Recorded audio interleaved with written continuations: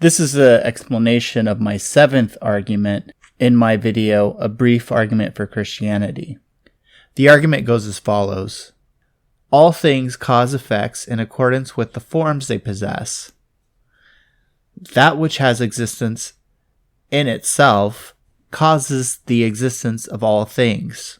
Thus, that which has existence in itself must grasp the forms of all things.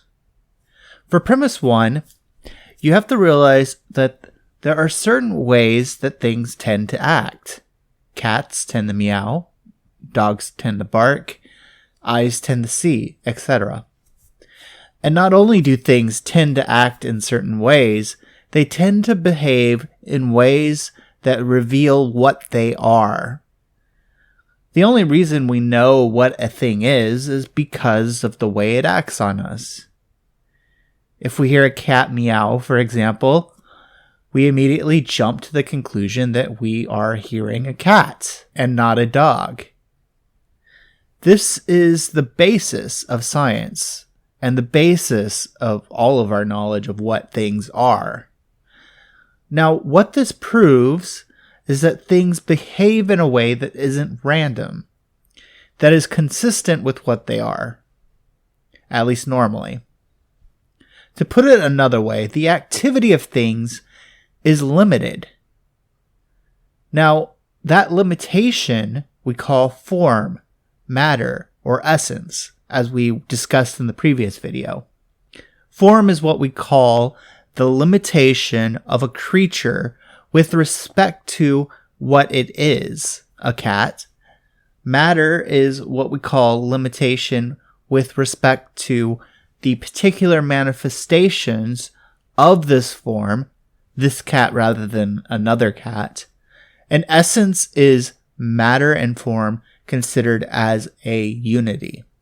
When you understand this background, it's pretty clear that things act in accordance with their form, since that's merely the description of the limited way in which creatures act in accordance with what they are. So that's premise 1. Premise 2 is fairly easy to derive, since we've defined from the beginning existence as what differentiates something from nothing.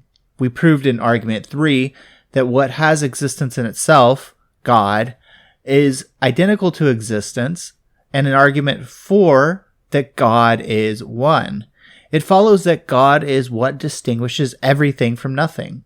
In other words, God is what causes everything to exist. Now, since God causes things to exist, not in any way, but in a limited, particular way, it follows also that God must possess in some way the forms of things. By analogy, in order for Michelangelo to create the statue of David, he must first possess the form of David in his intellect. This is simply the same reasoning we apply to everything else, which acts in limited, consistent ways applied to God. Now, the exact manner in which God possesses these forms will be the subject of the next video on God's omniscience. Thanks for watching.